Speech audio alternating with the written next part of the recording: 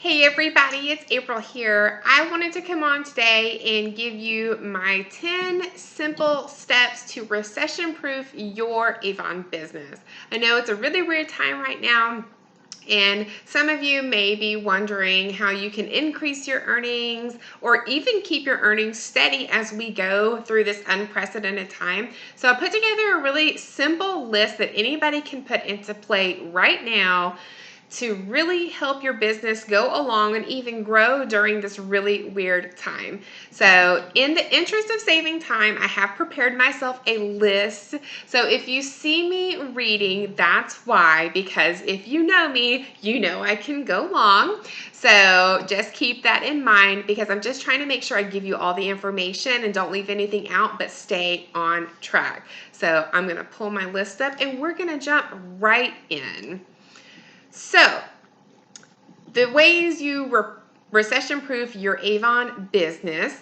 Number one, create your customer list and be sure you have means to contact them. I know it is so easy sometimes when you see an old friend that you see on a regular basis or even a coworker maybe that you don't think that you need their email address or that you need their cell phone number because you see them regularly. But I think that with everything that's happened recently, now everybody understands why we have always said you really do need their contact information.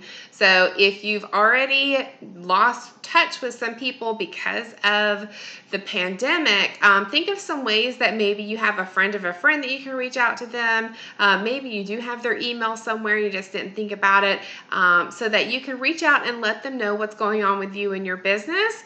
Because I love traditional selling just as much as everybody else, but I usually don't see people multiple times in the campaign. So it's really important for me after they've received their brochure from me that I have a way to contact them again and see if they need any goodies.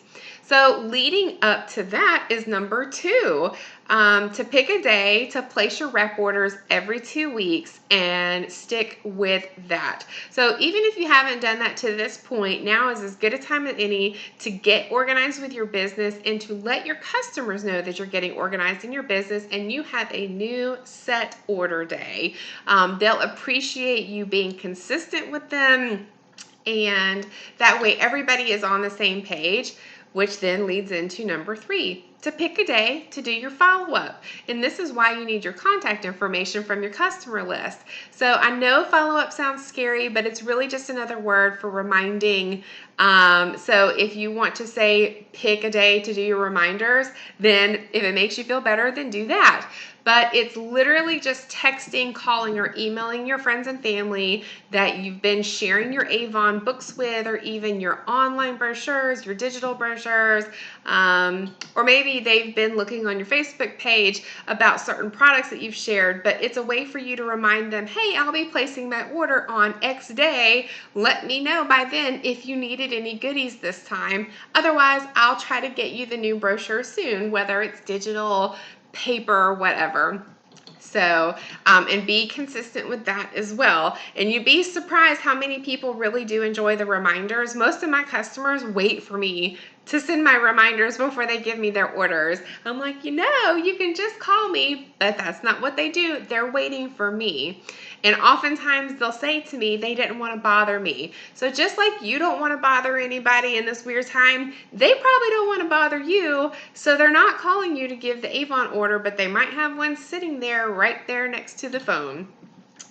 So number four is pick your delivery day or pickup day if you have folks come to your home and pick up orders. And be sure that you're telling your customers what day that is and have it be consistent every other week as well. This is another reason why I really stress to you guys to collect up front so that you're not chasing them down or waiting for when their schedule allows it.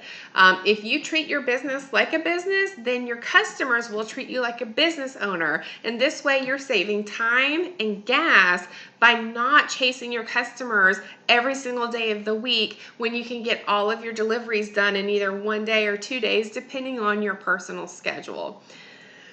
Number five, pick a day of the week to do some Avon U training and to set up your Avon social posts for the week. And if you haven't done Avon social yet, there is training, and you guessed it, Avon U. So, and if you haven't yet, or if you're not new and it's been a while since you've taken it, the shortcut to success is super important and loaded with information for you guys. And it has changed a lot recently, which is why I say if you're not new, go take it again, because there's some really great updates they've made to it. If you are new, it's very important that you take it because it gives you a lot of basics of the business of how you get paid, how Avon gets paid, and how to set up a schedule for yourself and how to do follow-ups and things like that. Very basic. It's not very long. It's free and available to you 24/7 on Avon U. Do yourself a favor and take it. Number 6, reach out to friends and family and offer a gift or a small discount for referrals. My business is greatly influenced by referrals from friends, family, and happy customers. And there's nothing wrong with incentivizing them, even if it's just hand cream. And some people will give you referrals without being gifted anything. Some people just really want to help you. But I will let you know, a lot of people don't think about it until you ask them to do so. So don't hesitate to ask. And some people may want to help you, but maybe they don't have any money to make a purchase right now. As weird as it sounds, I mean, some people do get, food stamps and things like that, and we don't accept those.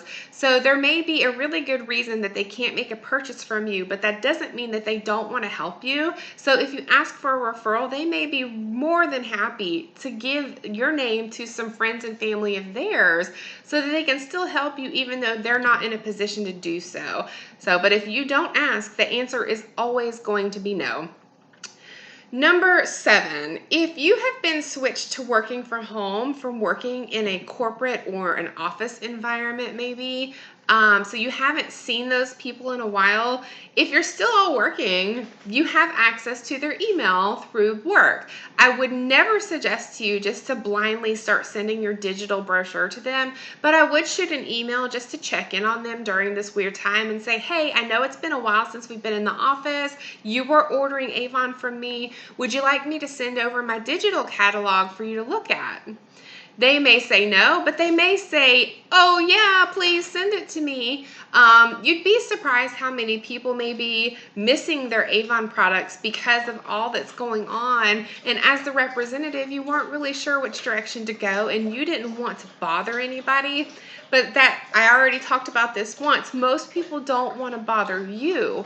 So they may want their Avon products, but they don't realize to contact you. And maybe they didn't know that you have an online store. So there's nothing wrong with communicating with friends that you work with and checking in on them and just saying, hey, you had been ordering before. I can send you a link if you'd be interested in looking at it now. Again, if you don't ask, the answer is always no. Number 8, if you're mostly sheltered in place like so many people, but you still have your basic places to go out like the bank, grocery store, things like that, try to have a few books handy or at least business cards and have a notepad ready to collect their contact information. If you're going to the bank, you're exchanging something with them anyway, like money, checks, whatever. So have a book and hand it to them and ask for an email address so you can follow up with them. If you go inside the grocery store, cashiers are really great potential customers or teammates. And if you're doing grocery pickup like I do, leave a brochure or two in the back of your vehicle with a little notepad and tell them when they pop open the trunk, like, hey, I left an Avon book back there for you if you're interested. And if you want, leave me your contact information and I'll let you know when I'll be placing my next order.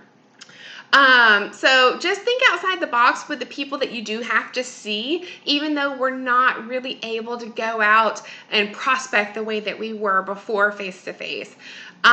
Number 9, be sure you're using your digital tools like your virtual brochure, your online book options, especially if you are severely sheltered in place. Maybe you have, an autoimmune disease or something, or somebody in your household does, and you just absolutely can't get out.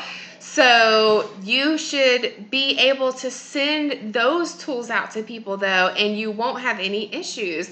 So just be sure that you're using the tools that we have available. They're free. free. You can send them any time of day to any text, email, Facebook Messenger, etc.